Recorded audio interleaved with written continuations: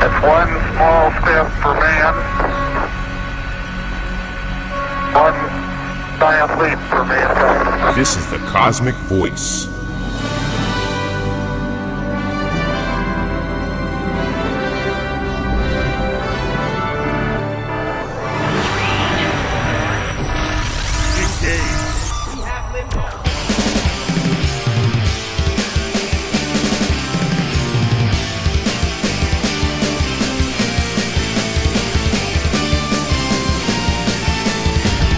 Cosmic Voice. Music, talk, and nothing but business with your hosts, Chris Natalini and Mick Michaels.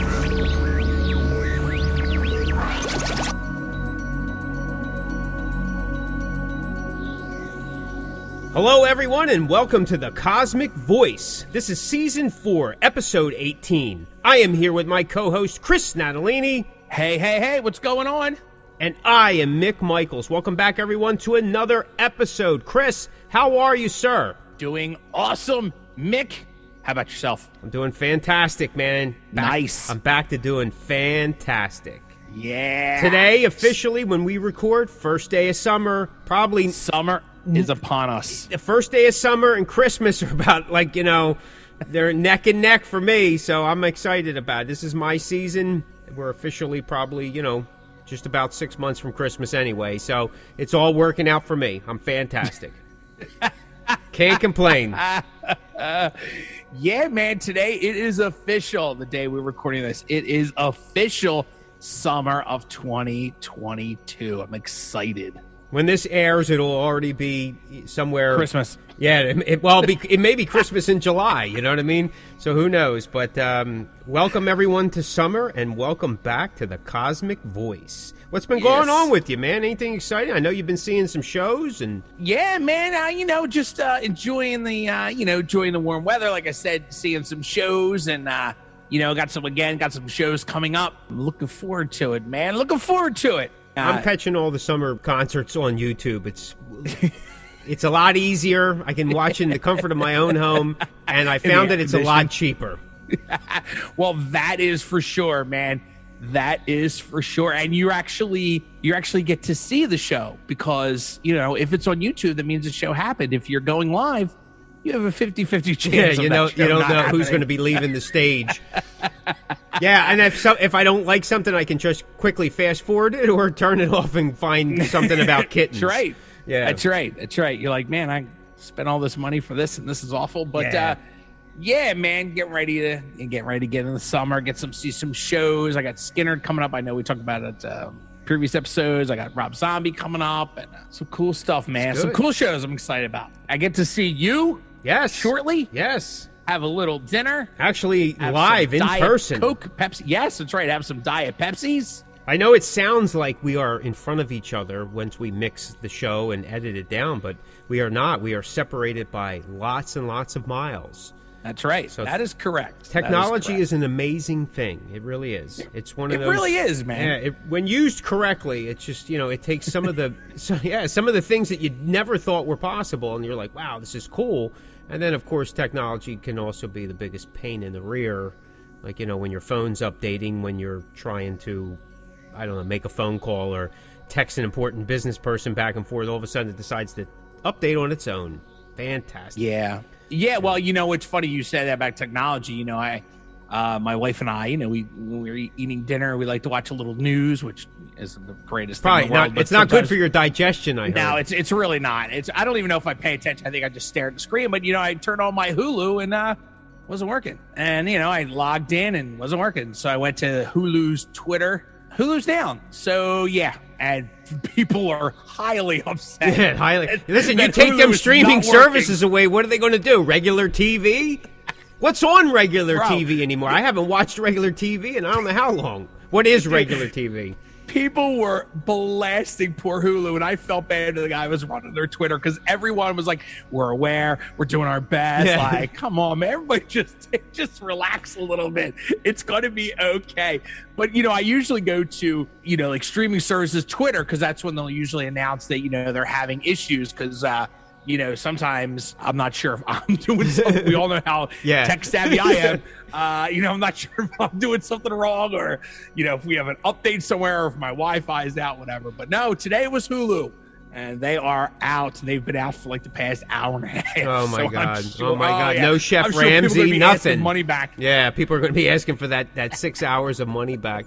Listen, I don't know what this generation, even us as part of this generation, like this time, some of us remember, some of us have no clue, but like when UHF stations went off at 11 o'clock, or your regular TV was over at some stations shut down at 12, some shut down at 1. Like, what did you do? I mean, it's the same thing. Yeah. There was like no TV from a certain time, It was kind of weird. That's right. You heard the national anthem. Yeah, and saw you the flag. You knew it was over, and you're like, oh my God, I'm still up. The flags are flying. Tune in tomorrow for tomorrow's broadcast. That's right. You're saluting your little black and white. Yeah, your little with a dial. Yep. A dial? What's a dial? That's something you did by hand, baby. Yeah, good old technology, man. Where would we be without it? Yeah, we weren't. Listen, we weren't an overweight generation back then, simply because we had to get up 100 times to change the station. Right. That's why people had younger children. So you stand there and just keep turning the stations till we like something. There was only 6 stations. If you got 6, you got 3 regular stations, right? Yep. And if you were lucky, you got 3 UHF stations. Yeah. And so it was like 6 times 100. You went through it 600 times. Tick, tick, tick, tick. Tick, just tick, go fast, tick, tick, yep. And it's like, you're not really missing anything. Then you had to dial it in. Then you had to do the antennas. Oh, my God. Yeah. I miss those days, though. Yeah, I really do. Yeah. You know what I mean? It was amazing. Good old days. Yeah. Whatever was on, you had to watch. You couldn't skip or... I know. I remember getting up early on a Saturday morning. It was a black and white TV. I just kept the sound down, but I watched the cartoons that were on at like 6:30. Yep. And the TV, the vertical thing would never hold, and it just keep, every so often it would go boom, boom, and then it always phased. So you kind of were looking at what 3D would be, you know what I mean? But it really wasn't. It was just bad reception. And you couldn't hit the TV because it would wake up your parents. What are you doing watching TV? It's bad for your eyes. Yeah, well, what are you going to do? Sometimes going outside's bad for your eyes anymore. Sometimes, man. Sometimes. But yeah, good old technology. I wish I knew about Zoom before COVID, because my stocks would probably be up about now. Yeah, I think they had maybe 18 subscribers. As soon as the COVID hit, billions hit. So it's now I get emails every day from their corporate office. Do this, do that, join here, sign up for this. And with that, we're going to move on to what episode 18 is all about. So tonight we are talking about: do you have to be wealthy to be a musical artist? Do you have to be wealthy to be a musical artist? Do you need money in the bank? What do you think, Chris? Do you got to be rich? No, you don't have to be. I mean, listen, you ask anybody that is trying to make something of themselves, we don't have money. I work a full-time job. I have a house, the whole thing, but I'm not, I still have to take money out of my pocket for stuff I need, even though I'm a singer. I do need new chords or whatever the case may be. So, does it help? Sure. But that money helps in any aspect of your life. That's just how it is. But to be a musician, no, I don't think it, again, it helps. Don't get me wrong. But no, I don't. I think that, especially in this day and age where you could go to Facebook Marketplace, you could go to eBay, you can go to Amazon, and things aren't as expensive as some of things, aren't as expensive as they were many, many years ago, especially if someone's just trying to, get rid of something, hence Facebook Marketplace. But no, listen, do you need money to travel, to record, to tour? Sure. But that is stuff just like anything else in life. You just save, or you figure out ways to get money, or you play gigs and you pocket that money to do something else. And I think any band, any musician that's artist is listening, we all are in the same boat. We all put our money back into the band, right? Anything that we make on a gig, we put right back into the band, whether it be new merch or recording, or you play to make money to do that next step. So no, to answer the question, I do not believe, my long-winded answer, I do not believe that you need money to be a musician / artist. Does it help? Of course, but money helps in every aspect of life. So, yeah, it's definitely true. Again, yeah, I agree with you. Do you have to be wealthy? Do you have to be rich to be able to play? No, I don't think so. I mean, unfortunately, though, over the course of the last 20 years, a lot of the humanities programs, which include music, appreciation, music, theater, all that kind of stuff, has been taken out of a lot of school systems, a lot of the learning programs, where people were first, maybe possibly, exposed to the opportunity to be able to play an instrument. I will add to this that playing an instrument is not necessarily a cheap thing to do, and certain instruments are more than others. The upkeep of them are certain, brass, and woodwinds, they're expensive instruments. That's why a lot of places will, schools or students or, young orchestra players, they'll rent their equipment because it is far easier. In the long run, is it cheaper? No, but they know that there's a high turnover rate, unfortunately, especially that's just with sports and stuff, it's just like some sports are more expensive than other sports. Like fencing, which is, primarily a sport, is a very expensive sport to be involved in. Where basketball in the school system may not be as expensive. Right? Wrestling may not be as expensive. Though football is a very expensive sport from what I understand. Soccer is a less expensive sport to be involved in. I guess that could be relative too, but you can buy cheap stuff, but sometimes cheap stuff is cheaply made. That was always at least the adage that you went to, like, because you don't want to make it harder for yourself, or it doesn't have the life that you want. So, but can it be done? Absolutely. My family was not well off, and I managed to work my way up through guitars. I didn't have more than one guitar at a time. To get the next guitar, I had to get rid of the guitar that I had and then put more money out. It was the kind of thing. I've been fortunate enough as I've gotten older to be able to afford to have at least two guitars, you know what I mean? So I'm very, and we had ways around, like, I couldn't always buy strings, so we used to boil them, throw salt in there. People today say, a lot of people did it, even some of the pros did, because they wanted that specific sound. Some guys used to boil the strings even if they were brand new, to kind of get that elasticity to them, or to return it, or whatever. But some people say that doesn't do anything. But Eddie Van Halen did it as well. So if everybody wants to go with what Eddie did, then I guess it then why not? It seemed like it worked for him. But I remember me and my brother. 2 packs of strings, that was about it, and we would make that last as long as we could. Because again, as a kid, $5, $8, whatever they were, it took a long time to get to. I'll be honest with you, like, string prices haven't gone crazy in the last 20 years or so. They've moved with inflation, and depending on when you buy them or what specials they're running, sometimes now buying online is way cheaper than going to the store. But can it be done? Absolutely, it can be done. You don't need, you see videos all the time of guys that can't afford, in different countries, in different parts of the world, can't afford drum sets. They make a drum set, which when I was a kid, believe it or not, I started out on drums, and my father was a house painter, and I made a set of drums from the buckets, 5-gallon jug and all the gallon buckets, and I would set up, little, it was kind of cool. I just thought I was being innovative and real cool, and not thinking that it was, something that other people did. I just thought, oh, this is cool, until I was able to get my own kit. But, so I don't believe that. But the question then, maybe we should have massaged the question a little bit more. Do you need to be wealthy to be a successful artist? That may be more of the question of today. I've read interviews on this, I've conducted interviews on this, and I've read a lot of articles and things of that nature, and a lot of people will admit that, like, especially more so now than ever, but I think it's always been that this, those that have the money behind them, the resources, open up the opportunity.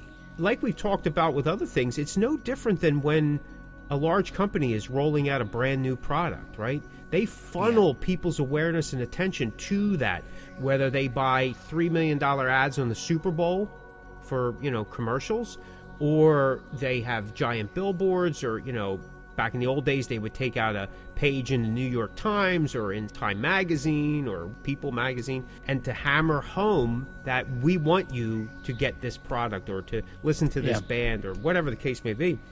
And some people still wholeheartedly believe that. And I'll be honest with you, at this point in time, seeing so many of the numbers, being involved in it for so many years, there is some truth in that. Now, that's not to say, now remember, I'm not saying do you need money to be a good musician, because that ain't the case. Because I've seen a lot of guys on stage with some of the best equipment in the world. Like I'm saying to myself, I would never even want to take that equipment out of my house. I'd be so uptight about it. But they weren't really that good, but they had some of the greatest equipment compared to the stuff I'm schlocking around, right?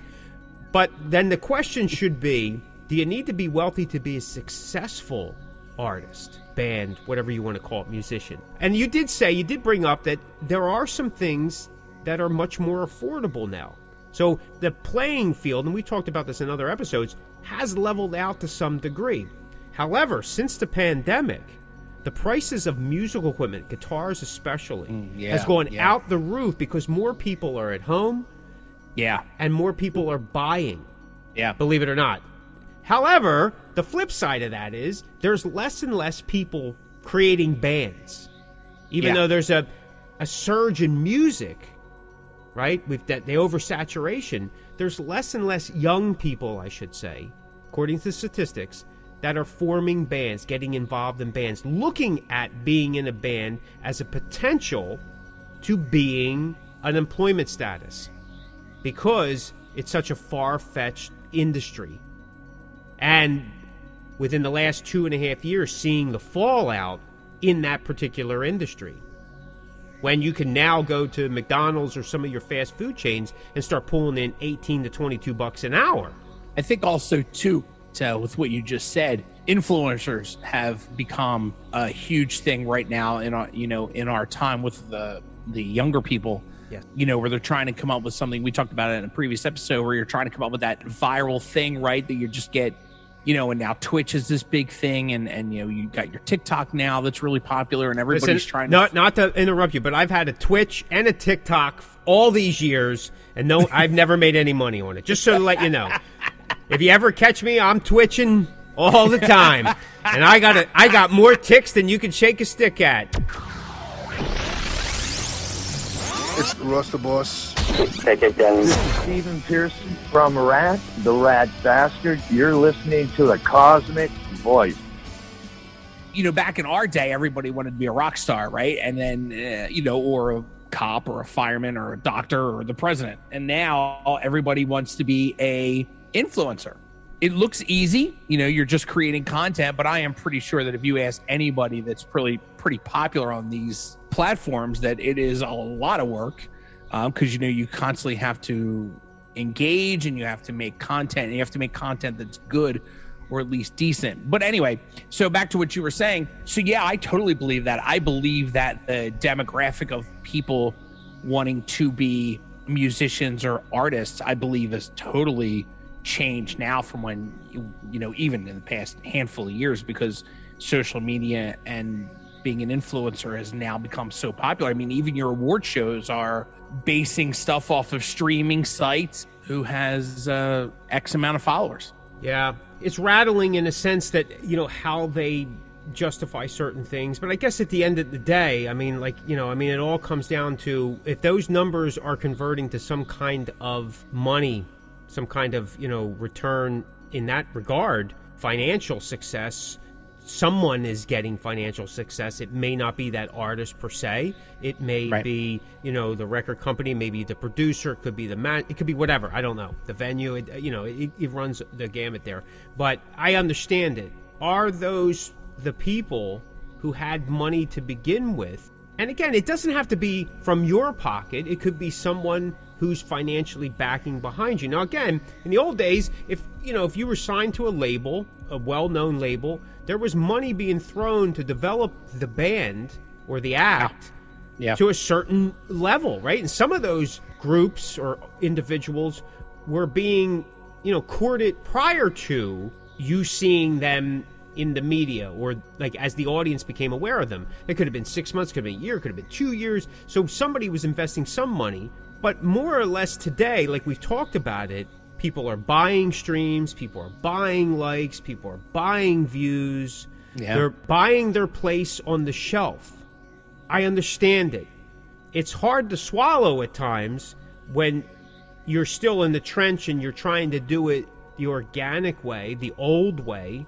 Though, were they doing it then too? Well, apparently, because radio stations and DJs were constantly being bribed to play a certain song. You know, there's the story that goes, and we talked about this before with Styx and, you know, and other bands and so forth. And, you know, the payment wasn't always money. It could have been, you know, drugs. It could have been, you know, special favors. It could have been access to this or that or the other thing. It, you know, whatever the case may be, there is some kind of exchange. And today people are buying interviews with, you know, well-known, like you said, influencers or in well-known magazines to appear. Because there are journalists now. It's commonplace. And I think it's flipped. Years ago, it was everybody did this kind of for free in the journalism part, right? And there was just that small percentage of people that would charge. And people were like, oh, you should never have to, you know, that's crazy. Now I bet you it's 70-30 now. Yeah. Just in 2 years since the pandemic, when you send out a press release, it comes back and it, you know, hey, I can't do this for free anymore. We're inundated with so many things and blah, blah, blah. You know, if you want us to do this, we need you to, you know, send such and such to, and then there's a PayPal or some other link to make the purchase. Some of it's very inexpensive, but it's still, you're paying for something, right? Yeah. And some of it is a little like, my God, like what am I you know, I'm paying for interviews, or I'm paying for a review, or I'm paying for you just to repost my press release that's sent out to, you know, and how many places just, you know, copy paste, and that's all they're doing, right? Right. And I understand that, you know, having the website or having the blog, paying for the domain name, paying for the domain hosting service, all that costs something, right? And then you having to be there monitoring and making sure everything, you know, copy, pasting, formatting, that's all time. Everybody wants to be paid for it. I get it. But there's going to be people, or there's going to be artists, there's going to be groups, there's going to be organizations that aren't going to be able to do that. So does that mean you won't be successful because you can't pay for it? Like, think about it. A real good group, if they don't have the money to record, what do? Well, I mean, I don't know. They have to find a way, or they just don't, and they go unknown, unheard. You know, back in the day, I mean, how many bands do you remember on the scene were capable of going into a studio and recording a full-length album? Very, very few. They always called them like a demo tape. Yeah. You know, they were a well-produced demo tape, but it was only like maybe 4 songs. I mean, you know, the 3-song demo, the 2-song demo, you know, and that's what circulated around. For the rest of us guys, we just recorded live on a boombox and tried to clean up the sound the best. I remember we did rehearsal in a converted garage to a studio, but we had the recording stuff outside the door. So when the door would close, it would get airtight, and we used the wall and the door as almost a compressor noise gate to get you the bass sound, to clean everything up so that we didn't have that full-on dead, you know, sound that a cassette recorder would give you, you know? So, and you try to clean that up the best you could, and that was our demo, you know? So there was very few people that could afford to do that. You may remember this as, you know, because I do, but those bands that were able to go to those bigger studios back then and record something, they all got some deal. Yeah. Whether it was a regional deal or a management deal that took them some other place, or they were picked up by a label. Yeah. Whether it was long-term, short-term, it didn't matter. There was that polished sound. And for years, don't send non-professional sounding. Yeah. I mean, you still have that. There's internet radio guys that will say it has to be professionally produced. It has to be, you know, has to be a certain thing. So are we ostracizing then because people don't have the resource, the financial resource to do it? What do you think? I think it's always been like that, right? It just changes, but it's always been like that. Like, you know, you have the bands that have the money. I think the only difference now is that the bands that have the money, or artists that have the money, aren't necessarily making it. Like, you know, like back in the day, it was kind of like what you said, you know, the bands that went in these studios and made these records would end up with a deal, or, you know, something, some kind of something. But nowadays, I think that just because a band has money doesn't necessarily mean that they're going to do anything. I think we've talked about it before. I think some of the issue is now there's just so many bands and so many artists, and it doesn't always mean that you have, just because you have money doesn't always guarantee you anything. Where before I felt like, even what you just said, you had a little bit of money, you kind of had a couple steps ahead of everybody else. I don't think that goes far anymore nowadays. I mean, sure, if your band has money, you can pay to get on bigger festivals or bigger tours, whatever. But I literally firsthand, I can tell you there are bands that I know of that pay huge amounts of money to get on these huge festivals with 30 bands and nothing comes of it. They just get to go, hey, we played this big festival with all these big name bands, and they paid a buttload of money and there's no return on it. So having money doesn't necessarily mean that it's going to get you what you're looking for. I mean, maybe on paper, but if you're not getting anything in return, then what's the money really doing for you? Usually on the other half of that, sometimes these starving artists or bands that are scraping pennies together, they're the ones that really kind of do it because, they're doing it the hard way and they're putting in the work and little elbow grease and getting things done. I know bands that have paid to be on tours of big name. They pay just to be on the tour. That doesn't even count for backline or travel or, right. On all that kind of stuff. So could that be the band? Like maybe their music is not the greatest or maybe it's not memorable. I'm not saying that that's the case, but could it be the case? There's bands that are real good and can't do anything. I'm going to go back. I remember in the 80s, I would say it was 87, 88. I remember a local band from the area. Their name was Storm, and they were just a phenomenal band. I mean, just like great players, and it was really cool stuff. However, they just couldn't seem to turn the key at that point. Like, in the midst of, Cinderella was signed and, Bon Jovi was all the rage and Britney Fox was coming along and, all the local Philly bands were starting to, like, super explode. And just for some reason, they just couldn't make it get enough notice. They stayed almost local that nothing ever happened. And I think after a few short years, they just disappeared. Everybody kept saying the same thing. I don't understand. The music is so phenomenal. So my point is so that we can kind of work it out somehow. Is it a combination? Do you have to have good music and a financial backing to make things work? Because again, labels may not be giving it to you. If you're signed to an independent label or a boutique label or however you want to call it, in today's world, they're not giving you money. Like, you're basically just signing a distribution deal with them, and they're all different, I mean, you could probably buy almost the same distribution deal. Of course, that's more money out of your pocket, and if you're working full-time, a regular job in regular world, well, I mean, and you didn't have anything else to pay for, I guess you can fund it. You know what I mean? And that's a hard pill for a lot of artists, musicians, bands to swallow. I know it far too well because it's kind of been that way always for me. At the end of the day, you're responsible for yourself and how you do it and what you can and can't do. And if you figure out ways the best that you can, I mean, I'm not saying that it's easy and it's always not a good time, but at the end of the day, it's, one way or the other. This has been a question I've actually had over the course of the last year. It's just been kind of one I kind of tuck in there to some of the interviews with the artists that I do. And a lot of them say the same thing. Yeah, like, you need that financial backing to get the notice, right? To get the awareness. Some are saying it, some aren't. But, to get on good playlists, you got to pay for them anymore. It's not uncommon to be on an organic playlist. But that's just like some individual. That's not an influencer that doesn't have thousands and hundreds of thousands of people following. Maybe they got 25, maybe they got a couple hundred. But you see it too. You'll see it I see it on Twitter, I see it on Facebook. Guys go, I would update my playlist. And then you contact them. They can promise you all this stuff, but they want like $300. Or they want $50. Or they want, whatever the price is. It's just you're paying for it. And I'm seeing more and more journalists. They're not really, in my opinion, a lot of these media sites, they're not journalists. They're just guys reposting what's already been sent to them. Or the band's paying someone, a PR person, a marketing person, advertising, a staff writer, to write this stuff up, to get it out there. And then a lot of them just repost it. Yeah.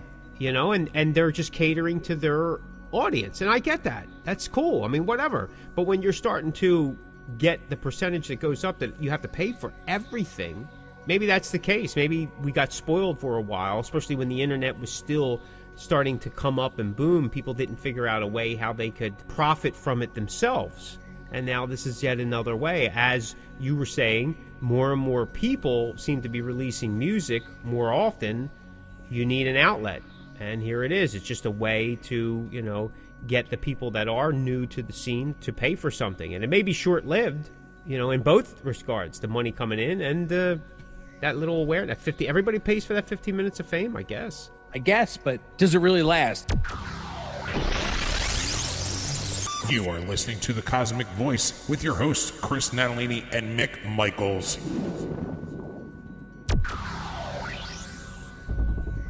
Now, like you had said, you know, were they good enough? Well, I mean, that's sometimes the bands that have money aren't really the best bands. It's usually the ones that are struggling and scraping pennies together. They're the ones that you got to watch out for, because they're the ones that could, you know, really do things if they're seen. It's the bands with money that I feel like sometimes can take the easy road because they can. I definitely agree there with you. I've seen that quite often too.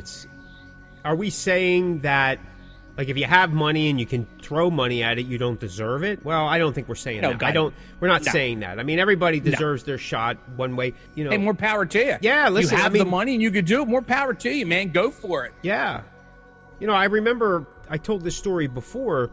I interviewed a band who was playing all over the country with all these big names, and I'm like, man, how are they getting around and doing this? You know, and then I found out that they were just buying up the tickets themselves, giving them away. Their thinking was, like you had said, you know, I throw us on these things and I create this, here's a dirty word, this illusion. But in reality, isn't it all an illusion, right? It's entertainment. Sure. We talked about that in one episode. It really is entertainment. I get that. You know, because some people will jump on the wagon if they think there's something going on. I mean, that's that crowd mob type of mentality. Like, oh, I got to check this band out. All these people are listening. Maybe I should listen. That must mean that they're good. And that could simply be an illusion that was paid for. And in today's world, where you could be Facebook famous, you could be internet famous and not really have to show much for it, because the content is all, how would you say, I mean, it's all generated, it's all created, yes, but there's also a doctoredness to it. I mean, we're all guilty of that. I mean, you know, again, we talked about it. Are you going to record an album that sounds like crap and release it? Well, no, you're going to try to make it sound as good as you can, play as good as you can, you know, whatever. Same with videos that you do. I mean, listen, I've seen good stuff, bad stuff, and everything in between. So I guess people's idea of what is real good and what isn't real good can vary from, you know, artist to artist, as the audience can vary from artist to artist and what they like and don't like. So I think that the people that are paying and have the resource to do it, they may have better people involved in their camp that are steering them in a more quality direction, let's say. I'm trying to keep it as, you know, politically correct as we can. Yeah. Because I've talked about it before. You see these, the sponsored ads on Facebook, right? Yeah. And, you know, hey, get our CD, get our album for free, just pay $2 shipping. And you're seeing all this promo material that is just top notch. And you're like, man, I've been in the business all these years. I don't know if my stuff's not even close to that. Like, how are they, you know?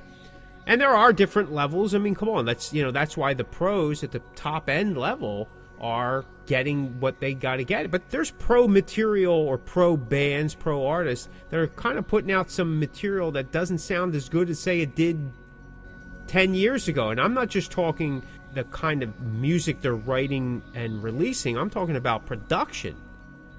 Production standards have gotten a little looser with the rise of the digital age. So it's a matter of taste there.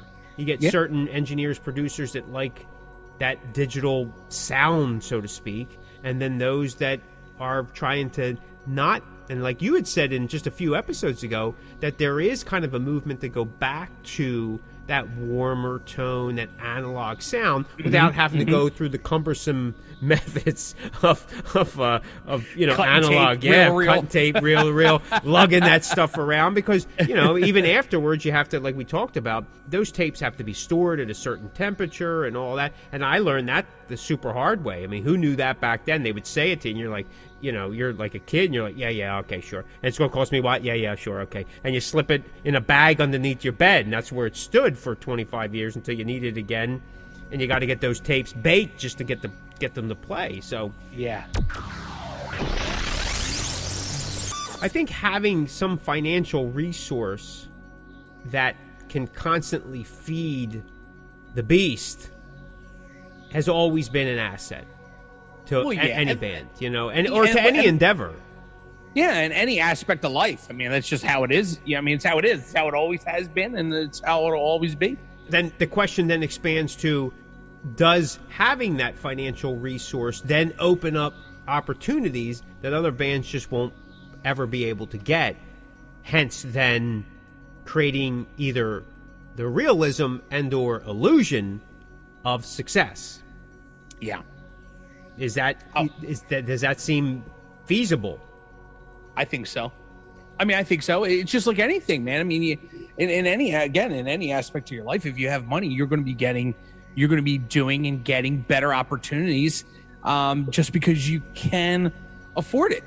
But that doesn't always mean that you'll, in the industry and in the music that since we're talking about music, it doesn't necessarily mean it's because you have money that you're going to be this huge deal. You could really have all kinds of money and it could fall flat.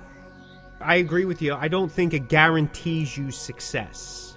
No. I think it may guarantee you to a certain level, but sooner or later, the music has to shine through, right? But I do think, in the long run, your professionalism, your attention to detail, and that goes on both sides, both the business and the artistic side, will pay off in the end. Yeah. Money can give you a good life, but it doesn't guarantee you longevity. That's right. Right? That's right. And in this business, if you're not getting it back because you're putting the money out to get something back and it doesn't happen, which is quite common, you give up after a while. You're like, well, I'm not going to spend this anymore, because that's what's funneling it, right? But if you're constantly just working at it, there's a different drive to it. There's also a different appreciation, I think, in the long run. Now, again, like I've talked about before in other episodes, I like to throw out as many things as we can, so we're thinking about it. It causes you to think, it causes me to think as well, and putting all this stuff together. I know in my heart of hearts, this is where it goes. I mean, if you have all your ducks in a row, and you have some financial resource to keep you going, so it relieves some of the stress and opens up some opportunity, as long as you're ready to take that opportunity, prepared to do something with it, then I think it's only an asset. And you'll see that with older local and regional bands that have been around a while. They can afford to throw in some money to keep this passion alive. Yeah. Right? But they've made their bones. They've worked to that point. A lot of times when you're just right out of the gate and you're throwing money at it, and I've seen parents do this with young bands, that they're all excited and, blah, blah. Listen, more power to them. I get it. You know what I mean? There's nothing wrong with that. Parent always wants their child to do well. They want them protected, kept safe, and successful. Keep them happy. I get it. I think it's fantastic. And like I said, more power to you. But at the end of the day, if this is going to be a long haul, then everything has to be at the same level as that financial backing, don't you think? Yeah, absolutely. 100%. 100%. And that means, how you conduct yourself, how you represent yourself, what people can expect from you, the interaction, the communication, all those things that we talk about quite regularly on this podcast, I think are essential. If they're in place already, if they exist, that financial resource, that backing, does nothing but amplify them. And then I think your chances of success are far greater than not having them in place and just relying on, well, we'll just buy onto this show and we'll just do this. And And you sometimes see it. Listen, that'd be the truth. You call it for what it is. It's not like we're pointing the fingers or singling anyone out. If you've been in the business for a while, you've been playing out for a while, you've seen them. Everybody has seen a band or two or an artist that has done that. Yeah. And you're like, oh my God, these guys aren't going to be around, if they keep that up, that routine. And they're not. You know what I mean? I mean, you know, it's crazy. But you can see, let's take this one step further, that the artists that have found success, even if it's maybe it's not Metallica success, but you're down to, I don't know, the next level down, that's still pretty successful, considering if you're a trench band. Yep. That success breeds sometimes more success because you're able to work, and we talked about this in the producer episode, you're able to work with better producers, better writers. You can get, the more if you're just a singer and you're making, it's starting to come back to you, you can work with better songwriters. All of a sudden you're calling in Desmond Child and, and so on and so forth. Now you got a string of hits. Right.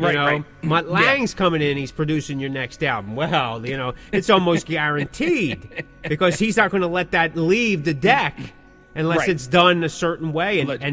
So yes, it can afford that. And it can also afford that now you can take off and you won't experience burnout.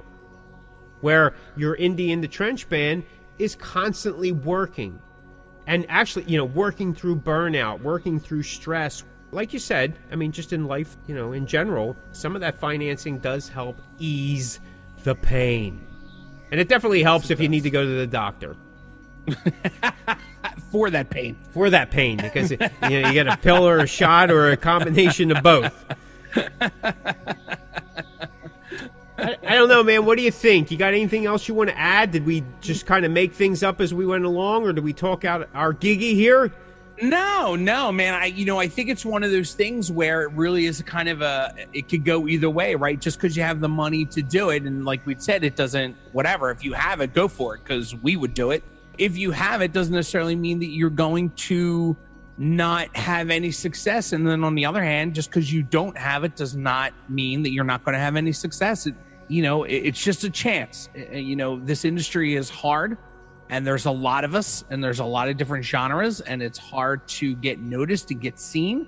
If you have money or you don't have money does not necessarily guarantee a damn thing at all.